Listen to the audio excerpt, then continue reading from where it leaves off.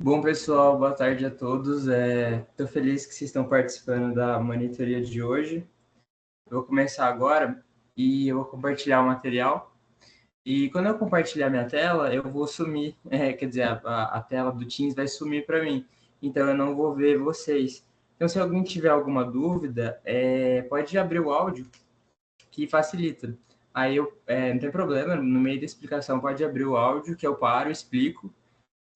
Mas se não, se tiver vergonha, algo do tipo, manda no chat que depois que eu terminar de usar ali o material, daí eu volto para cá e daí eu olho o chat. Mas se é mais legal que a gente até interage, né? Se vocês abrir o microfone, tirar uma dúvida, eu já mato a dúvida ali durante a própria explicação, beleza? Eu sou o Nathan Moacib, eu já sou monitor de vocês faz um tempinho. E vocês têm prova de sucessão na sexta, né? Aí, na semana passada, eu tratei desde conceitos iniciais de sucessão, então, desde o princípio da Cesine, abertura da sucessão, herdeiros necessários, indignidade, deserdação, tá gravado no YouTube. E para dar continuidade no tema, essa parte que vai cair na prova de sucessão em geral, hoje eu vou tratar de aceitação da herança, renúncia da herança, cessão dos direitos hereditários e herança jacente e vacante, que daí é a grande parte da prova de vocês, né, que abarca esses temas. A Luísa falou que ela começou ali a divisão da sucessão legítima, né, com os descendentes, mas o foco mesmo é nessas normas gerais do direito da sucessão. Eu mandei esse material no grupo e eu vou usar dele como apoio para a monitoria de hoje. Então, vamos começar. O primeiro tópico da monitoria de hoje, aceitação da herança. Então, por que o herdeiro tem que aceitar a herança? Veja, ninguém é obrigado a ser herdeiro. Então, a aceitação da herança é o ato formal e solene que vai manifestar a intenção do herdeiro em aceitar a herança. A gente vai ver que a aceitação da herança, as normas dela são bem flexíveis, porque a aceitação da herança nunca vai importar um prejuízo para o herdeiro que é aceitá-la. A gente lembra que o Código Civil, no artigo 1792, trata de que as dívidas do morto não perseguirão os herdeiros.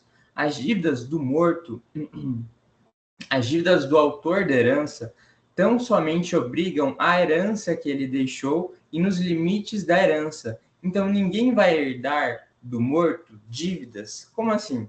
Se alguém morre, se eu morro hoje e se eu tenho muitas dívidas, vamos supor que eu tenho 50 mil em dívidas, e eu tenho uma herança de 100 mil. Então, a minha herança vai ser integralmente responsável por sanar aquela dívida. E os outros 50 mil restantes, a gente vai dividir para os meus herdeiros. Agora, imagine que eu tenho uma dívida de 50 mil, só que eu só tinha um patrimônio de 20 mil. Então, ficou um débito, uma dívida de 30 mil. Essa dívida de mim, do autor da herança, não será transmitida para os meus herdeiros, não pode obrigar eles com o patrimônio pessoal deles, eles não vão responder por dívida que é minha.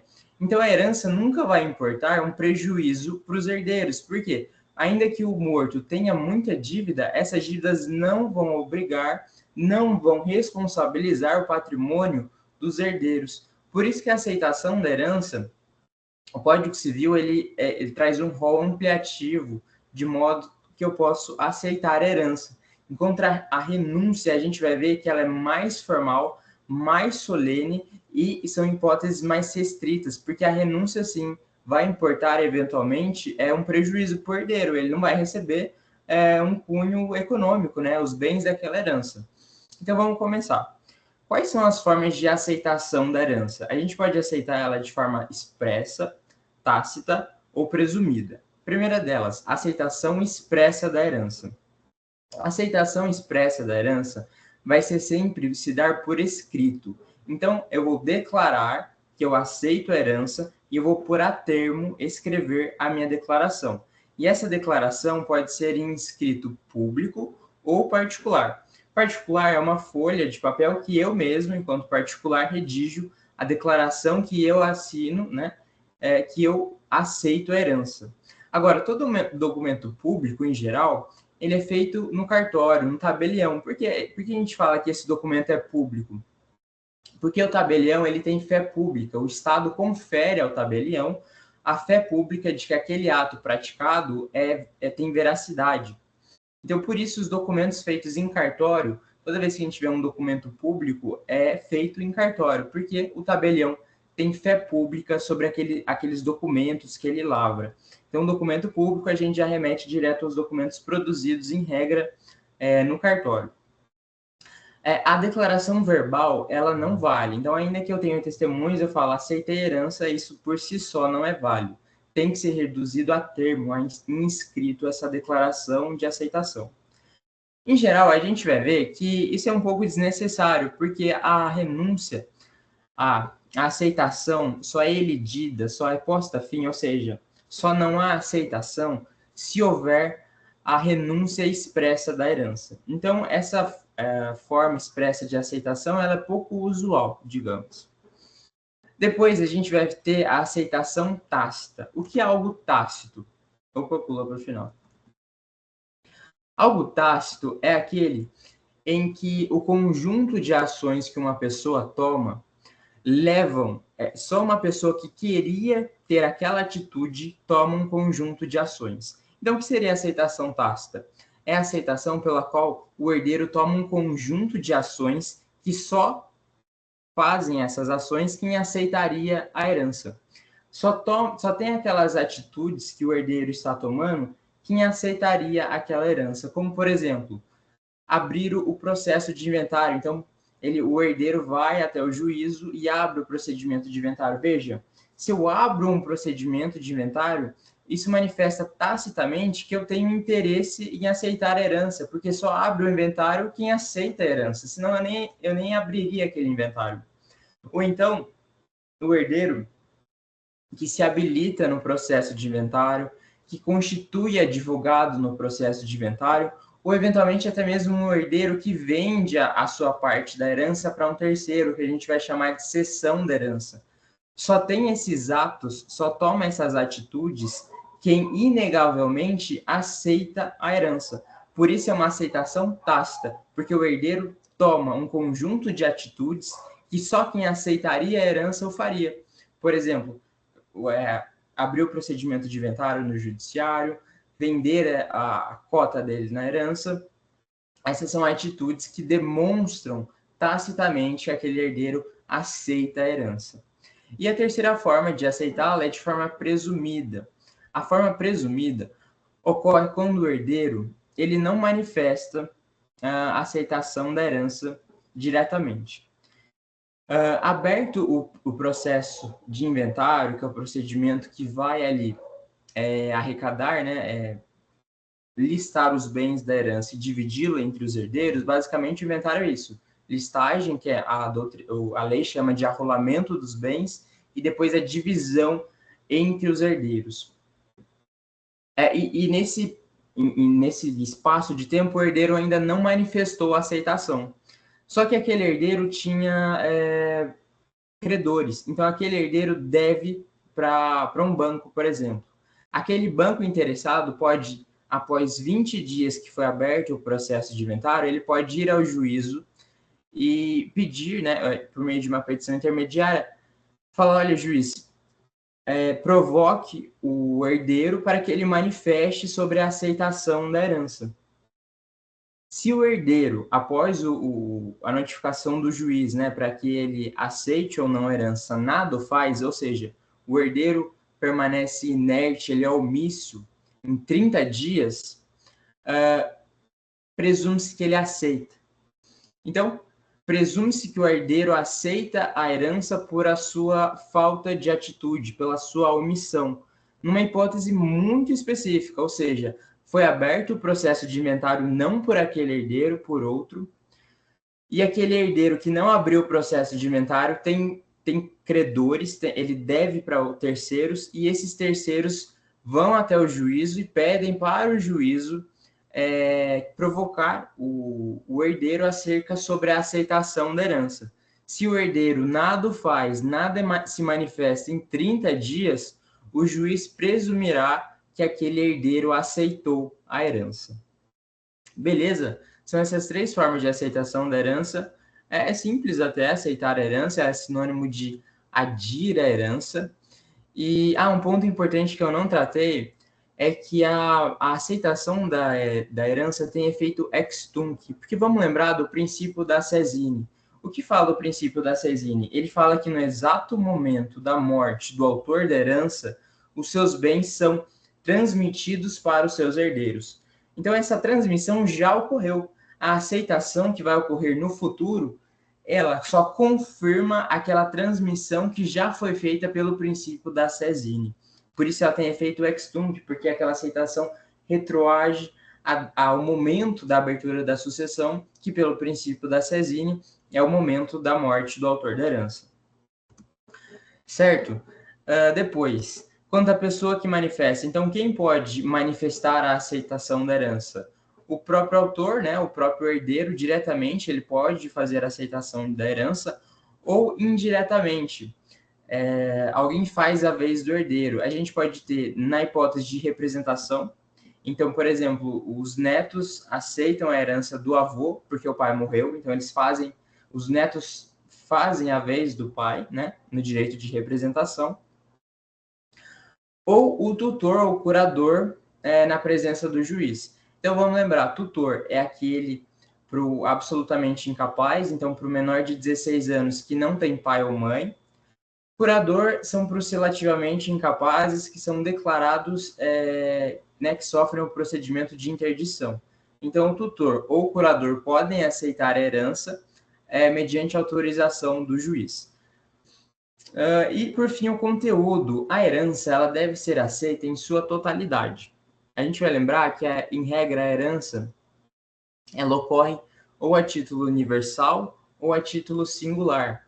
A título universal é quando eu herdo uma cota, o que é mais comum acontecer. Então, por exemplo, tem 4 herdeiros, cada um deles herdarão 1/4 dos bens do morto. Essa é a sucessão a título universal, porque não há uma discriminação, não há uma individualização dos bens. E tem a sucessão a título singular, que é quando a gente tem a figura do legado. Por exemplo, um pai deixa o carro, a caminhonete de placa ABC para o filho X. Né? A gente fala que essa individualização do bem constitui um legado que o pai deixa para o filho. Então, a herança deve ser aceita em sua totalidade. É proibido a aceitação de apenas determinado bem. Então, vamos imaginar na hipótese da sucessão a título universal, que é a mais comum. Vamos imaginar, um pai morre e ele tem lá, 5 carros e 4 casas. Os herdeiros, eles não pode o herdeiro falar assim, eu aceito o carro X e todos os outros eu renuncio. Eu quero aquele carro e aceito só ele. Não, o herdeiro, ou ele aceita a herança, que é os 5 carros e os outros imóveis, ou seja, a totalidade da herança que depois vai ser dividida em cotas, ou ele renuncia à herança num todo. Ele não pode escolher qual bem ele vai aceitar ou não. Por quê? Porque essa herança é a título universal. Não há uma individualização dos bens que formam o chamado legado. Então, ou ele aceita a totalidade da herança, ou ele recusa a totalidade da herança. Ele não pode fazer aí uma acepção, valorar, eu quero tal carro. Não, ele tem que passar pelo processo de inventário e no final ele vai receber uma cota. E então, ou ele aceita a totalidade da herança, ou ele rejeita a totalidade da herança. Mas, se o herdeiro ele sucede, daí uma exceção, né, a título universal e singular, então vamos supor que aquele herdeiro, em uma parte da herança, ele está herdando a título universal. Então, ele está herdando as cotas normais. Mas vamos imaginar que o pai dele deixou um testamento específico, que ele fala que tem um carro específico lá desse testamento, que ele fala que vai ficar para esse filho. Veja, o filho está herdando a 2 títulos, a título universal, nessa sucessão que não há individualização dos bens, e a título singular, que é esse carro que o pai deixou em testamento para aquele filho que a gente chama de legado. Nesse caso, o herdeiro pode falar, olha, eu aceito a sucessão a título universal e eu recuso a sucessão a título singular. Ou ao contrário, eu aceito a sucessão a título singular, que é o carro, e recuso a sucessão a título universal, que é o conjunto de bens. Ou aceitar as duas, ou renunciar às duas. Então, se o herdeiro receber em 2 títulos... Desculpa. Se o herdeiro receber em 2 títulos, universal e singular, ele pode renunciar, eventualmente, se ele quiser, um e aceitar o outro. Daí sim a gente tem uma exceção a essa regra da aceitação. Isso é importante. Eu não posso aceitar a herança e condicionar essa herança, condicionar a eficácia dessa herança a uma condição ou a um termo. Vamos lembrar, a condição é um evento futuro e incerto. Por exemplo, eu falar, olha, eu só aceito o meu quinhão da herança se o meu irmão renunciar dele. Eu não posso estabelecer essa condição na herança. Eu não posso condicionar a minha aceitação a uma condição que é um evento futuro incerto, que meu irmão ou outro herdeiro renuncie à cota dele. Ou então, por exemplo, no exemplo que eu trouxe aqui, eu não posso falar assim, eu vou aceitar a herança se eu não assumir os impostos do imóvel. Não, eu tenho que assumir os impostos do imóvel. Eu não posso estabelecer uma condição para a aceitação da herança. A condição é um evento futuro incerto, um outro acontecimento no futuro que vai validar a minha aceitação. Não, a herança não pode sofrer percalços na sua eficácia, ou seja, ela não pode ser submetida à condição que é o evento futuro incerto, ou ela não pode ser submetida ao termo, que é o evento futuro incerto, né, que é o condicionamento de uma data ali, uma data final. Por fim, a herança, a aceitação da herança é um ato irretratável, ele não há direito de arrependimento. Se eu aceitei a herança, eu não posso ir lá na frente e falar assim, não, juiz, mudo de ideia, eu quero renunciar à herança agora. Não, aceitou, está aceitado. E o mesmo é para a renúncia. Se eu renunciei à herança uma vez, eu não posso depois mudar de ideia e falar, não, juiz, agora eu quero aceitar a herança. Não, é um ato irretratável, que não sofre a irretratação, que eu não posso voltar atrás para modificar os seus efeitos. Tudo bem? Gente, tudo certo quanto à aceitação da herança? Vou presumir que sim. Certo. Certo? Obrigado, Sara. Vou presumir que sim e vou continuar aqui para a renúncia. Qualquer coisa, vocês podem abrir o microfone, pode me interromper, fiquem à vontade. Renúncia da herança. Então, o que é a renúncia da herança? Né? Em sentido contrário à aceitação, é a figura do herdeiro que nega receber a herança, receber aquele conjunto de bens, direitos e obrigações. Eu posso repudiar a herança, porque ninguém é obrigado a ser herdeiro, né? Essa ideia de liberdade naquela condição, nessa relação jurídica. A renúncia, diferentemente da aceitação, a gente vai ver que ela é muito mais formal, ela tem muito mais formalidade, solenidade, ou seja, ela é muito mais difícil de ser feita. Porque a renúncia, sim, pode importar um prejuízo para o herdeiro que a renunciar, porque ele vai eventualmente perder ali um conteúdo econômico, beneficiário. Sei lá, ele tinha 100 mil para receber de herança. Pô, perder 100 mil de herança, você está num prejuízo tremendo. Então, o código previu hipóteses mais difíceis para o meio pelo qual eu vou exercer o meu direito de renúncia para o herdeiro ter certeza daquele ato dele. Enquanto a aceitação tem a forma tácita e a forma presumida, a renúncia a gente vai ver que só tem a forma expressa. Por quê? Porque ela, para garantir, né, para tentar, o legislador tenta preservar o direito do herdeiro e falar, olha, você quer renunciar? Tudo bem, mas vai ser de um modo mais solene, mais dificultoso, para você não se arrepender disso, para você ter certeza do que você está fazendo. O 1804 do Código Civil traz um importante ponto da renúncia. Quando o herdeiro renuncia à cota hereditária dele, é como se ele nunca fosse herdeiro. E daí, de novo, vai ter efeito ex tunc. Então, desde o momento em que houve a transmissão, é como se aquela transmissão do princípio da sesine nunca acontecesse. E disso tem uma sanção grave. A renúncia é o único momento que a gente vai ver é que ela põe fim ao direito de representação. A indignidade, a deserdação ou a morte pré-existente do herdeiro, nenhum desses acontecimentos põe fim ao direito de representação. O que é o direito de representação? É o direito de que a linha descendente tem de herdar a cota em eventual, por exemplo, morte do herdeiro. Então, por exemplo, vamos imaginar que meu pai morre, um exemplo em que tem o meu pai, eu e meus filhos. Vamos imaginar que meu pai morreu em 2020, mas eu já tinha morrido em 2019. Então veja que eu era pré-morto ao autor da herança, meu pai. Os meus filhos terão o direito de receber a herança por representação. Isso que é a representação. É a hipótese de alguém receber a herança no lugar de outra pessoa. E ele ocorre, em regra, na linha descendente. A gente vai ver também que os sobrinhos têm esse direito, mas, em regra, na linha descendente. Na hipótese de renúncia, então, quem renuncia à herança põe fim ao direito de representação dos seus descendentes. Então, vamos imaginar esse mesmo exemplo do meu pai. Meu pai morre em 2020, só que eu ainda estou vivo. Então, eu teria o direito de receber a herança por cabeça. Só que eu renuncio à herança. Eu falo, não quero receber a herança dele. Meus filhos não podem herdar essa herança. Por quê? Porque o direito de representação é extinto com a renúncia. Esse é o ponto mais importante da renúncia da herança, é lembrar.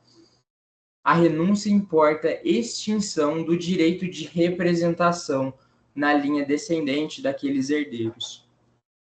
Eu vou tratar isso num tópico específico, mas é o ponto mais severo da renúncia da herança, um dos efeitos mais importantes. Então, quais são os requisitos para que alguém renuncie à herança? A primeira delas é que o renunciante tenha capacidade jurídica, ou seja, ele tenha legitimidade para negar aquela herança, falar, não, eu não quero ser herdeiro dessa herança. Os incapazes, seja a incapacidade relativa ou absoluta do menor de 16 anos, eles só podem renunciar em juízo, com autorização do juiz e por meio do seu representante legal. O mandatário, ele tem que possuir poderes especiais. O que é isso? Mandatário é quando eu confiro uma procuração para alguém, e esse alguém eu vou chamar ele de mandatário. Para que alguém renuncie à herança em meu nome, eu tenho que outorgar uma procuração para esse mandatário com poderes específicos. Então, eu tenho que especificar que naquela procuração, aquele mandatário tem poderes específicos para renunciar à herança. E a terceira ressalva que a Maria Helena Diniz fala é que, para quem é casado, não importa o regime o regime de bens, então pode ser comunhão universal, separação total, comunhão parcial. A Maria Helena Diniz explica que o cônjuge não precisa pedir autorização para o outro para renunciar à herança. Então vamos imaginar que eu sou casado e que eu quero renunciar à herança da minha mãe. Para eu exercer essa renúncia, eu não tenho que pedir autorização do meu consorte. Eu exerço esse direito por mim mesmo. Tinha uma discussão na doutrina, porque daí falaria, como a herança eventualmente beneficiaria os dois, então teria que ter a outorga, a aceitação do outro cônjuge. Para Maria Helena Diniz, não há necessidade disso. Segundo ponto, a forma. A forma da renúncia, como eu falei, enquanto a aceitação tem 3 formas, a renúncia só tem uma. A renúncia só pode ser de forma expressa, e além dela ser de forma expressa, ela tem que se dar por escritura pública ou termo judicial. Ou seja, eu só posso renunciar à herança se eu for num tabelionato de notas, né, num cartório, e o tabelião redigir uma escritura pública, e nessa escritura, né, pegando a declaração minha que eu renuncio à herança, ou se no procedimento de inventário eu vou lá e faço um termo judicial na frente do juiz, né, com a presença, com a participação do juiz, declarando que eu renuncio à herança. Então veja que é um ato solene, é um ato mais dificultoso. Ou eu tenho que pagar e fazer uma escritura pública no cartório, né, declarando, manifestando vontade que eu renuncio àquela herança, ou eu tenho que fazer isso na presença do juiz. Então veja que tem uma solenidade para garantir certeza, garantir maior segurança jurídica na manifestação da renúncia da herança. Terceiro ponto, inadmissibilidade de condição ou termo. Isso é igual a aceitação. A renúncia não pode ser condicionada, né? Eu não posso estabelecer a eficácia da herança sobre uma condição ou termo. Ou seja, eu não posso falar assim, eu só vou renunciar à herança se o meu irmão também renunciar a parte dele. Não, eu renuncio a minha cota à parte e eu não posso estabelecer nenhuma condição ou termo, sob pena de nulidade, né? Se eu faço uma renúncia ou uma aceitação com uma condição, um termo, essa renúncia ou aceitação será nula. Por quê? Porque é ato puro, é ato jurídico que não aceita ser condicionado a uma condição, seja ela suspensiva ou resolutiva. No exemplo, eu falar assim, eu só aceito, eu só renuncio à herança se o meu irmão também renunciar. Não, eu não posso estabelecer essa condição na renúncia. Por quê? Porque a renúncia é um ato puro. Eu não posso realizar nenhum ato que equivale à aceitação, ou seja, antes da renúncia, eu não posso ter feito, sei lá, uma aceitação tácita, por exemplo. Não pode renunciar à herança quem abriu um processo de inventário. Por quê? Porque quem abriu o processo de inventário não teria aceitado a herança.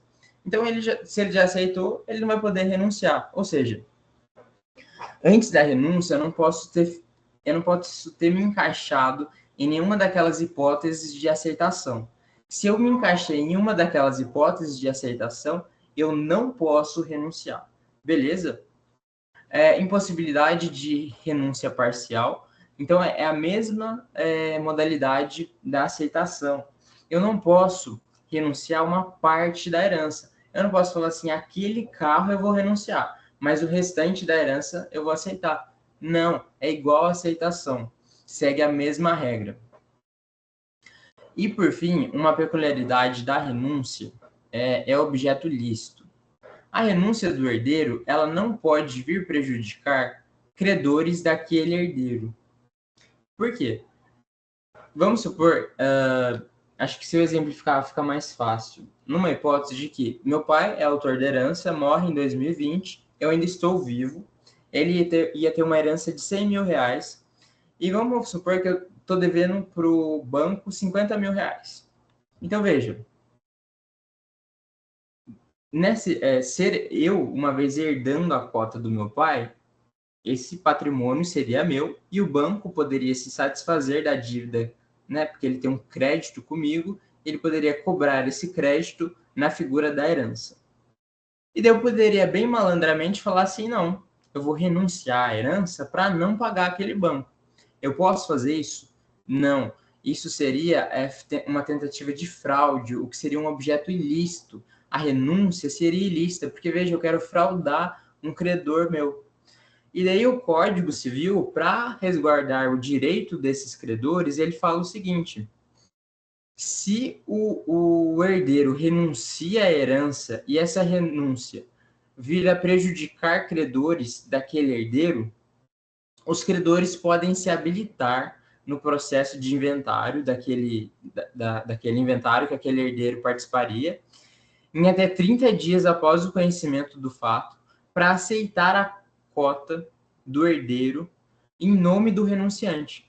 Então, nesse exemplo que eu dei do Banco Itaú, o banco poderia tomar o meu lugar no processo de inventário, aceitar a herança no meu lugar e saldar a dívida que eu tinha para com ele, se satisfazendo na herança que eu renunciei. Mas veja, o banco não vai herdar toda a minha herança. Ele vai herdar nos limites da dívida que eu tinha com ele. Então, vamos imaginar que eu tinha uma dívida de 50 mil e a herança era de 100. o banco vai aceitar 50 mil da herança.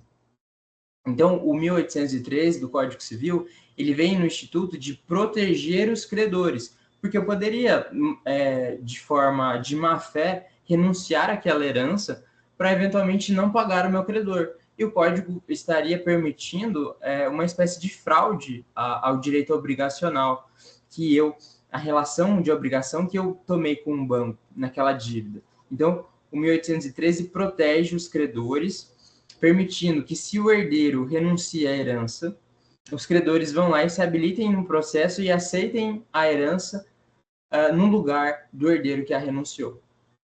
Certo? Agora vamos para os efeitos. Quais são os efeitos da renúncia? O que a renúncia gera? Primeiro deles, o herdeiro que renunciou à herança, ele é tratado como se ele nunca fosse um herdeiro, como se ele nunca participasse daquele processo de sucessão.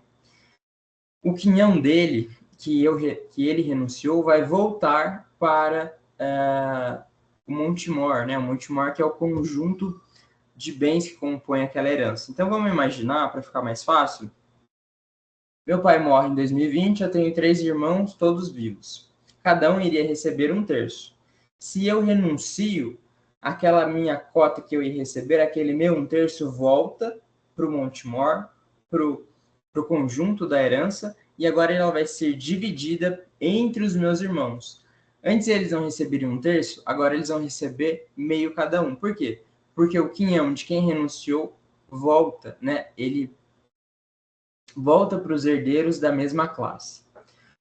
Terceiro efeito, os descendentes do repudiante não podem herdar por representação, e esse é o efeito mais importante, porque resolvendo questões a gente percebe que é esse que as bancas mais gostam de pôr pegadinha. Só exclui a representação, só elide o direito de representação o instituto da renúncia. Então, quem renuncia põe fim ao direito de representação. Agora, e daí qual que geralmente são as pegadinhas das questões? Ele vai falar assim, fulano foi declarado indigno, fulano foi deserdado, e ele vai falar sobre que nessas hipóteses também perde um direito de representação. Não, só perde direito de representação na renúncia da herança. Beleza? Tá lá no artigo 1811 do Código Civil. Depois, quem repudia a herança não está impedido de aceitar o legado. Daí a mesma exceção da aceitação, né? Em regra, a gente não pode aceitar ou renunciar parte da herança, mas se ela decorrer de 2 títulos, universal e singular, eu posso escolher qual eu aceito e qual eu renuncio. Os bens recebidos pelos meus filhos, em virtude da renúncia, poderão ser administrados pelo renunciador. Essa é uma hipótese bem específica que o Código quis prever, e até vou passar bem rápido por isso, porque não é muito importante. Vamos imaginar, de novo, o exemplo do meu pai, eu e meus filhos. Eu renuncio à herança, e eu sou filho único do meu pai. Então, os meus bens passariam, nesse caso, como eu sou filho único do meu pai, embora o direito de representação foi elidido, a herança passaria para os netos por cabeça, porque aquela classe de filhos não existe mais, então agora não é representação, é por cabeça. E daí vamos imaginar que meus filhos são menores de idade, eles têm ali 15 anos. Eu que renunciei vou poder administrar os bens deles. Eu sei que não ficou bem completa essa explicação. Se alguém tiver dúvida, depois me manda. É que isso não é muito importante de eu ficar perdendo tempo com isso, e é bem confuso, é uma hipótese bem específica que o código traz, beleza? Último efeito da renúncia, para a gente já ir para aceitar a cessão e dar tempo de falar de herança jacente vacante. A renúncia é um ato irrevogável, irretratado, definitiva e produz efeitos imediatos, igual a aceitação. Quem renuncia não pode mudar de ideia. Não pode depois falar assim, opa, agora eu quero aceitar. Não, renunciou, já era, não tem direito de retratação, de mudar de ideia. E agora a gente vai para a sessão. Tá tudo certo, pessoal? Qualquer dúvida, pode abrir o microfone, que eu estou aí à disposição. Eu vou tentar ir um pouquinho mais rápido, por causa do tempo, e a gente tem sessão e herança jacente vacante ainda para tratar. Cessão da herança. O que é cessão da herança? Ceder para o direito civil nada mais é do que alienar ou doar um bem. Alienar seria vender, né, de forma bem simples. Alienar a título oneroso, vender o bem. Então, você vende um bem em troca de dinheiro. Ceder a título gratuito, doação. Então, o direito gosta de complicar as coisas, mas nada mais é do que isso. Cessão a título oneroso, venda. Por que venda? Porque eu vou ter aí eu vou ter um dinheiro de volta. Cessão a título gratuito, doação, que eu transmito a propriedade do bem sem nada em troca. A cessão da herança, então, é a possibilidade do herdeiro pegar o quinhão dele e vender para terceiro ou doar para terceiro. Em linhas gerais, isso é cessão da herança. Na cessão de herança, há uma transmissão não da qualidade de herdeiro. Eu não vendo a minha qualidade de herdeiro, só é herdeiro quem está lá na ordem de vocação hereditária. Eu vendo a titularidade daquele quinhão da herança. Ou vendo ou dou, né? Por isso cessão. E quais são os principais pontos da cessão da herança? O cedente deve ser herdeiro e ter capacidade para alienar. Óbvio, só vai ceder a herança quem é herdeiro daquele conjunto de bens. Segundo, só é válido a cessão da herança após a abertura da sucessão. O que é a abertura da sucessão mesmo? A morte do autor da herança. Então, eu só posso vender a minha herança ou doar a minha herança após a morte do autor da herança. Se ele ainda não morreu, eu estaria vendendo a herança de alguém que ainda está vivo. E não existe herança de pessoa viva. Isso a gente dá o nome, esse negócio jurídico que eu tento vender a herança de pessoa viva, de pacta corvina, que é expressamente proibido no Código Civil. Então, para eu poder ceder a minha herança, tem que ter ocorrido a abertura da sucessão. Ou seja, o que é a abertura da sucessão? A morte do autor da herança. Não há cessão da herança de pessoa viva. Esse negócio jurídico é eivado de nulidade absoluta.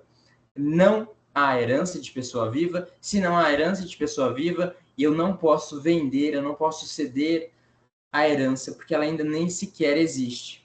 Isso a gente dá o nome de pacta corvina e é expressamente proibido no Código Civil. Terceiro ponto, a cessão da herança tem ele tem por objeto uma universalidade de direitos. Como assim? Lembra que o herdeiro, na sucessão a título universal, ele vai ter uma cota. Então, sei lá, ele vai ter um quarto da herança. Essa universalidade é isso que eu vou vender, é esse um quarto da herança. Eu não vou vender, eu não vou ceder na herança, né? Estou falando vender aqui, mas o termo cessão é mais correto, porque ele abarca a venda e a doação. Eu não vou ceder a herança, eu não posso ceder a herança, por exemplo, de um gol que está no acervo hereditário. Não, eu tenho que ceder a herança num quarto que é meu direito, que é um quinhão de um quarto. Então, vamos supor, eu tenho lá, meu pai morreu, eu tenho 4 irmãos, então cada um teria a cota de um quarto. Vamos supor que ele tem, sei lá, uns 5 carros daquela herança. Se eu quiser ceder a minha herança para terceiro, eu não posso ceder o carro X. Ou, sei lá, vamos imaginar um Gol G5. Eu não posso ceder esse Gol. Eu tenho que ceder um quarto da herança do meu pai. É isso. Essa universalidade, né, de direito à universalidade, porque não há uma discriminação, não há uma individualização do bem. É uma universalidade, é aquela cota, é aquele um quarto da herança. Não posso falar, é o carro X, não.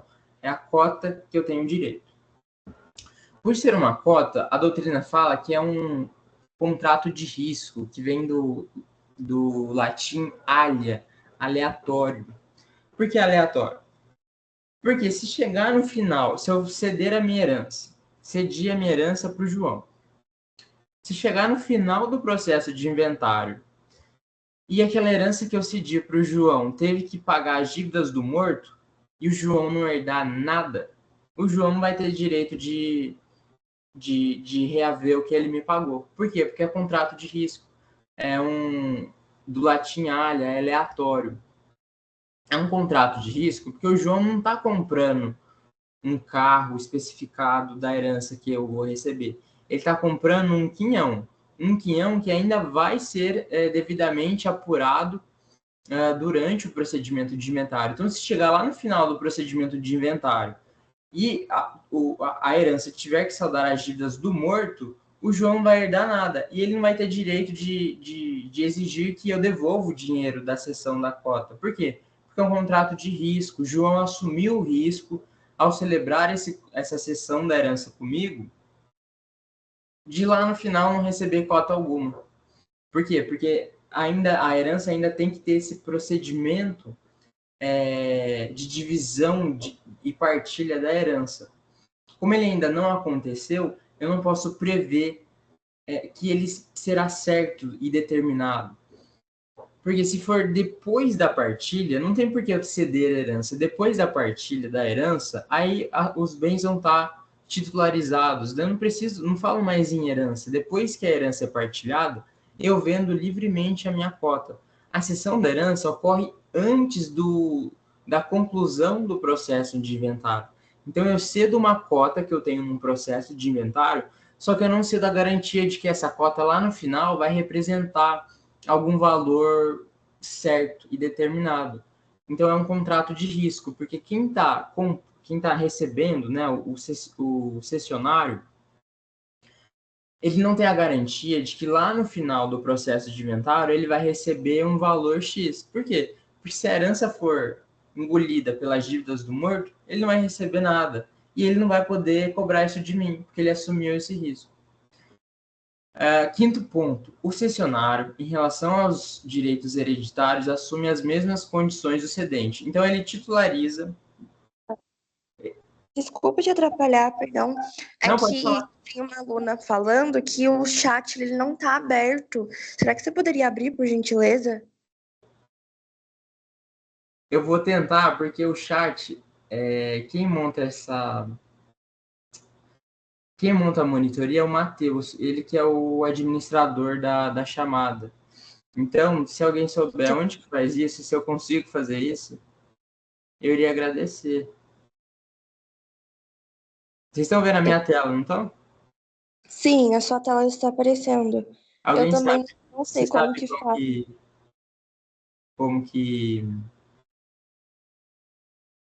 Sabe como que libera o chat? Helena, Marina.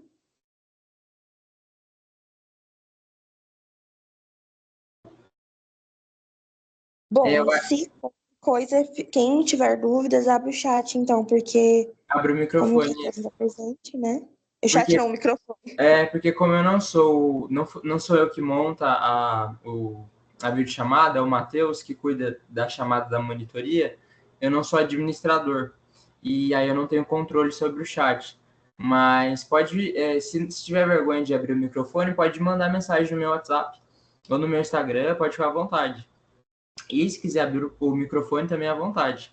Igual a Sara fez. Obrigado, Sara, por dar esse toque. Podem abrir o microfone à vontade. E se tiver vergonha, não tem problema, manda no meu WhatsApp, manda no meu Instagram, que eu vou responder sim, tá bom? Não vamos ficar com dúvida aí. Qualquer coisa, é só mandar. Vou continuar aqui. Quinto ponto. O cessionário, então, é aquele que está recebendo a herança, seja vendendo, seja comprando ou recebendo, ele assume de igual modo os direitos que aquele herdeiro tinha. Então, se eu ia herdar um quarto, naquele exemplo, ele vai herdar um quarto daquilo que eu ia herdar, sem distinção alguma. Sexto, o cessionário corre o risco de ver a herança absorvida pelas dívidas do morto. O sexto ponto está intimamente ligado ao quarto, né? Por isso é que é contrato de risco. Porque se a herança for absorvida pelas dívidas do morto, ele não vai receber nada. Por isso que é um contrato de risco. Ele assume um risco de não receber nada no final do procedimento de inventário daquela herança. O cedente não será responsabilizado se na partilha houver menos bens do que o esperado. Por quê? Porque é contrato de risco, ele não pode dar garantia sobre aquela cessão. 8º ponto, a cessão onerosa a terceiros faz nascer direito de preferência entre os herdeiros. Então, se eu, vamos imaginar, eu tenho mais 3 irmãos e eu, sei lá, eu quero vender a minha herança. Os meus 2 irmãos têm direito de preferência, eu tenho que oferecer primeiro para eles a minha cota à parte, para depois oferecer para outras pessoas estranhas. Só que isso é só para venda, para cessão a título oneroso. Se a cessão for a título gratuito, se eu quiser doar a minha cota à parte, meus irmãos não têm direito de preferência. Eu posso ceder a título gratuito, eu posso doar a herança para quem eu quiser. Esses são os principais tópicos da cessão da herança. Se alguém tiver alguma dúvida, é só abrir o microfone ou me mandar uma mensagem. E agora vamos para o último tópico dessa aula, herança jacente e vacante. O que é herança jacente e vacante? Com a morte do autor da herança, alguém tem que ser titular daqueles bens. Aqueles bens não podem ficar sem um titular em sua propriedade. Tem que haver uma transmissão. E daí a gente vai lembrar, a transmissão vai ocorrer se a pessoa não tem testamento, respeitando a ordem de vocação hereditária, a ordem que a própria lei, no Código Civil, definiu de quem são os herdeiros. Então vamos lembrar, primeiro vai ter os descendentes, depois os ascendentes, depois cônjuge ou companheiro, depois irmãos, sobrinhos, aí depois os colaterais de 4º grau, depois, chegando ali, se eu não me engano, acaba na figura do tio-avô. A herança jacente vacante é na hipótese de que o autor da herança, a pessoa que morreu, não tem nenhum desses herdeiros previstos em lei vivo. Então, a pessoa não tem descendente, não tem ascendente, não tem cônjuge, irmão, sobrinho, primo, tio-avô, sobrinho-neto. Ele não tem nenhum parente sucessível para herdar aquela herança. Diante dessa situação, a gente vai ter que estabelecer um procedimento, que é a herança jacente. A herança jacente é um estado transitório que vai apurar os bens e tentar achar os herdeiros. Se eu não achar os herdeiros, a herança vai se tornar vacante. E o que é essa herança vacante? Na ausência total e devidamente apurada de herdeiros que a lei prevê, essa herança vai ser devolvida para o poder público. Vai ser devolvida ou para a União ou para o município. Então, em linhas gerais, herança jacente vacante ocorre quando a pessoa morreu e ela não tem nenhum herdeiro sucessível. Não tendo nenhum herdeiro sucessível, ela vai passar primeiro pela fase vacante, que é uma fase transitória de apuração da herança e apuração dos herdeiros, e depois ela vai se tornar vacante, que é o estado definitivo, em que ela vai ser transmitida, devolvida para o poder público. Se todos os herdeiros, o 1823 traz uma exceção bem legal. Se todos os herdeiros do morto renunciarem à herança, imediatamente é declarado a sua vacância. Então não tem nem que passar pelo estado, pela fase de herança jacente. Automaticamente ela já vai ser vacante, ela já vai ser transmitida para o Estado se todos os herdeiros renunciarem. Então, a herança jacente é uma massa despersonalizada que tem legitimidade para atuar em juízo por meio de um curador. Então, a herança jacente, ela vai ser reunida numa massa despersonalizada e vai ser nomeado um curador, uma pessoa para administrar aquele conjunto de bens. E esse conjunto de bens, a herança jacente vai poder figurar aí em ações. Por que alguém vai querer que ela figure em ações? Por exemplo, em cobrança, né? Se tiver um credor, ele vai poder demandar essa herança em juízo para receber o seu crédito. Por isso a importância dela poder figurar como polo em demandas judiciais. Então, o primeiro ponto, quais são as condições da jacência? Não há testamento, quem morreu não deixou o testamento, e não há nenhum sucessor legítimo, não há nenhum parente sucessível do autor da herança da pessoa que morreu. E daí vai ficar sobre a guarda de um curador que vai conservar e vai administrar a herança. Então, como que ocorre o processo da herança jacente? O cartório, ao lavrar a certidão de óbito do morto e perceber que ele não possui herdeiros sucessíveis, ele vai notificar ao juiz da comarca, ao juiz daquela cidade, para que ele se dirija até a casa do autor da herança e comece a arrecadação dos bens. Que é a arrecadação dos bens? É fazer o arrolamento, falar, ele tem uma casa X, um carro Y, uma bicicleta Z, entendeu? É apurar os bens do morto. Só que isso aqui, vamos falar a verdade, né? Você acha que o juiz vai sair lá do gabinete dele, vai na casa do morto e vai sair fazendo esse processo, até parece. Geralmente quem vai é o escrivão, né? Então, o cartório vai notificar o fórum e o escrivão vai fazer esse procedimento aí de apuração da herança do morto indo até seu domicílio, arrecadando seus bens. Daí ele vai lavrar, né? Ele vai consubstanciar todo esse procedimento em um ato circunstanciado, que é um documento que vai declarar tudo isso, que vai falar que ele não tinha herdeiros e vai descrever os bens que foram encontrados no domicílio do morto. Feito isso, o juiz vai nomear um curador e esse curador vai ficar responsável por administrar os bens, então cuidar deles, representar os bens em juízo e guardá-los eventualmente até que se apareça um herdeiro. Por quê? Qual é o fim desse processo da herança jacente? É achar um herdeiro, é ter a certeza, é fazer a apuração de que realmente não há herdeiro nenhum. Por quê? Porque enquanto ela é jacente, o procedimento todo vai buscar, a finalidade do procedimento de herança jacente é buscar um herdeiro.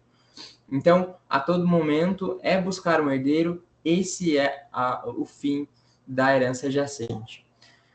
A partir desse acontecimento, a herança então é tida como jacente, né, após o ato circunstanciado do escrivão, e daí, feito isso, o juiz vai publicar um primeiro edital. Ele vai publicar na imprensa, no órgão oficial, um edital noticiando a morte, né, do autor da herança e que ele deixou os bens e, eventualmente, para que se houver algum herdeiro, que se manifeste, que se habilite para receber a herança.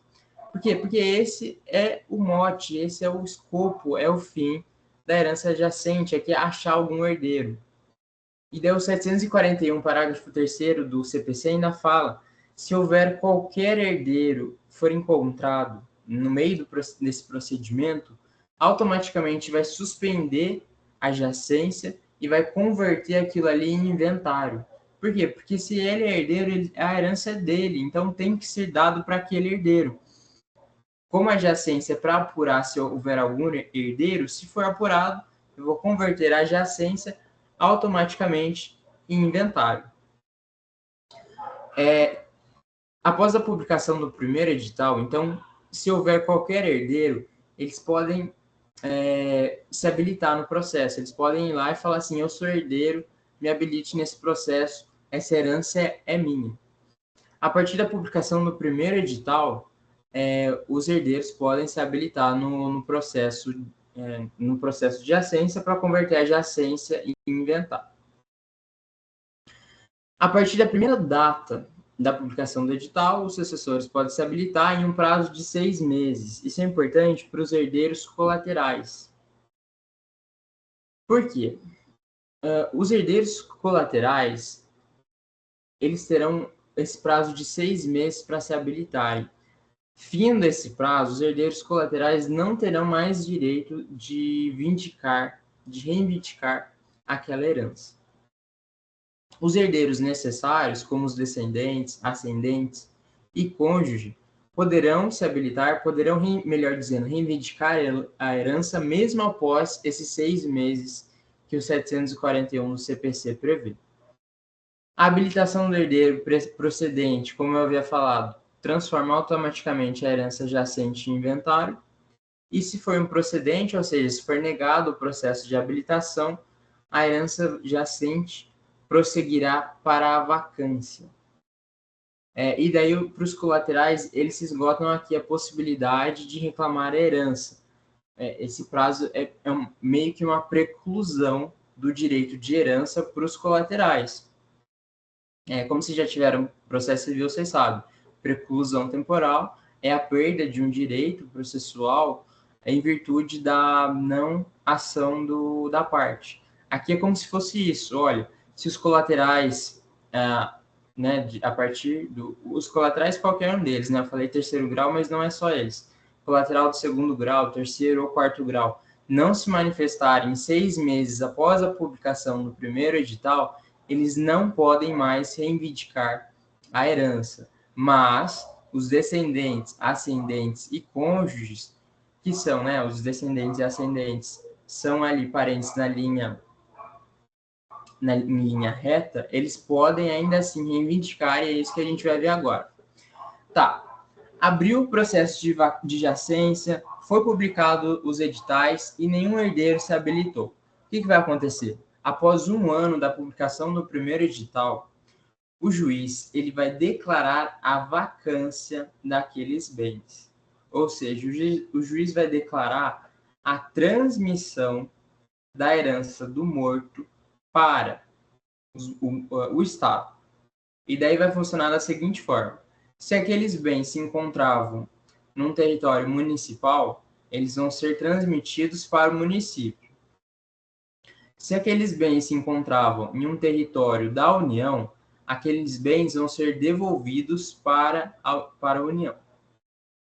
Só que após a declaração da vacância feita pelo juiz,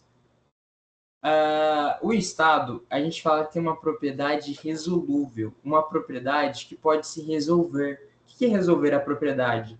A propriedade de voltar ao antigo dono, que era para ser os herdeiros. Como assim? Após a declaração de vacância, os herdeiros necessários, descendentes, ascendentes e cônjuge, pode reivindicar aquela herança por meio de uma ação direta. Qual é a ação para reivindicar a herança? Ação de petição de herança. Então, os herdeiros necessários podem lá, e por meio de uma ação de petição de herança, eles podem falar, opa, esses bens não devem ir para o Estado, eles são meus. Então, o Estado perde esses bens. Por isso que é uma propriedade resolúvel, porque ela pode se resolver. O que ela se resolver? Essa perda dos bens que foram passados, transmitidos para a União ou para o município, em virtude de uma ação, né, ação de petição de herança, promovida por algum herdeiro necessário aí que atrasou, né? Porque ele devia ter se habilitado antes. Então, é o que a gente chama de um período de carência que os herdeiros necessários têm para reivindicar a herança por meio da ação de petição de herança. Veja, os colaterais não têm direito a essa ação, só os herdeiros necessários. Mas, transcorridos 5 anos após a declaração de vacância, não havendo nenhum herdeiro manifestado, né, entrado com uma ação, aí a propriedade se torna plena do Estado. O Estado é o titular pleno daquela herança e não há mais direito aí de petição de herança. Agora, o Estado se consolida plenamente como titular daquela herança e não há mais, não pode se reaver, né? Como se fez ali coisa julgada, não pode mudar mais aquela situação. O Estado se torna um titular pleno daqueles bens. Eu trouxe aqui uma questão para a gente resolver, bem rapidinho. Alguém tem alguma dúvida? Eu sei que eu passei um pouco do tempo até, mas... Não? Tudo certo?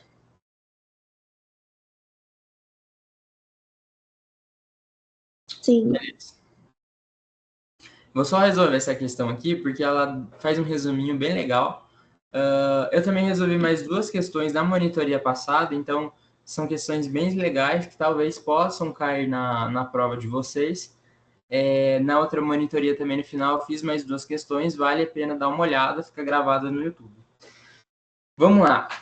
Foi de um concurso público para analista judiciário e o enunciado começa assim. André faleceu, deixando 4 filhos. Bernardo, Carolina, Débora e Eduardo. Todos maiores e capazes. Bernardo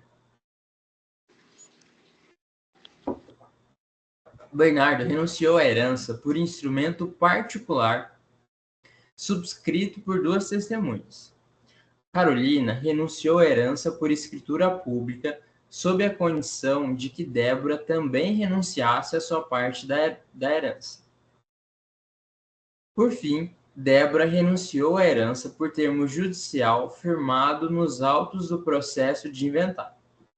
Previamente às respectivas renúncias, nenhum dos herdeiros havia aceitado a herança. Nesse caso, de acordo com o Código Civil, aí as alternativas falam de acordo com a validade dessa renúncia. Então, vamos analisar a renúncia que cada herdeiro fez e se ela é válida. O primeiro que ele fala que renunciou foi o Bernardo. Bernardo renunciou à herança por instrumento particular, subscrito por 2 testemunhas. Essa renúncia é nula, vamos lembrar, a renúncia da herança tem que ser feita de modo expresso, por escritura pública ou termo judicial. Veja, Bernardo renunciou por instrumento particular, ele escreveu a renúncia dele num papel. E 2 testemunhas subscreveram, não, a renúncia não pode. Por quê? Porque a renúncia é solene. Por ser um processo solene, eu não posso fazer ela por um instrumento particular. Ou eu faço por instrumento público, no cartório, ou por termo judicial, perante o juiz. Então, a renúncia do Bernardo é nula. Depois, Carolina renunciou à herança por escritura pública. Então, até essa parte está certo. Escritura pública é um meio solene de manifestar a renúncia. Sob a condição de que Débora também renunciasse à sua parte na herança. Não, renúncia ou aceitação não podem ser condicionadas.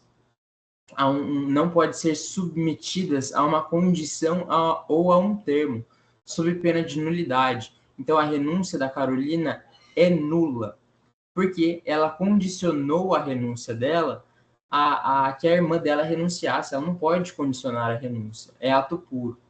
Por fim, Débora renunciou à herança por termo judicial firmado nos autos do processo. A da Débora está ok, ela renunciou à herança num termo judicial, ou seja, perante a figura do juiz, então está ok a renúncia da Débora. Então, a única renúncia que é válida é a da Débora. Alternativa D, somente a renúncia da Débora é válida. Bom, pessoal, é isso que eu queria tratar com vocês. Alguém tem alguma dúvida, pode ser disso, pode ser de algum estudo, e surgiu alguma dúvida, eventualmente, sobre algum outro tema, pode me mandar. Tá tudo certo? Natan? Oi, pode falar. Você vai disponibilizar esse material ou não? Eu mandei no grupo da monitoria, mas eu acho que eu também nunca entrava nesses grupos. Então, eu vou fazer o seguinte, eu posso mandar para a Sara, porque eu tenho o contato dela, e aí ela manda, pode ser até no grupo da sala de vocês, pode ser? Pode sim, obrigada. Porque daí é mais fácil, tá bom? Obrigada. Imagina. Gente, se alguém tiver alguma dúvida, estou à disposição no WhatsApp, no Instagram. Espero que vocês tenham gostado da monitoria. Vou encaminhar os materiais. E é isso. Desejo boa prova na sexta. Vai dar certo. E estamos aí nesse semestre. Depois tem mais monitoria para a próxima prova, para avaliação integrada. E no que vocês precisarem, pode contar comigo para direito de sucessão e até para outras matérias também. Eu já estou no 5º ano, então eu já passei por bastante coisa. É isso, obrigado. Espero que vocês tenham gostado. E bom aí descanso nessa noite de quarta-feira. Valeu. Obrigada, Natan. Imagina, que eu agradeço.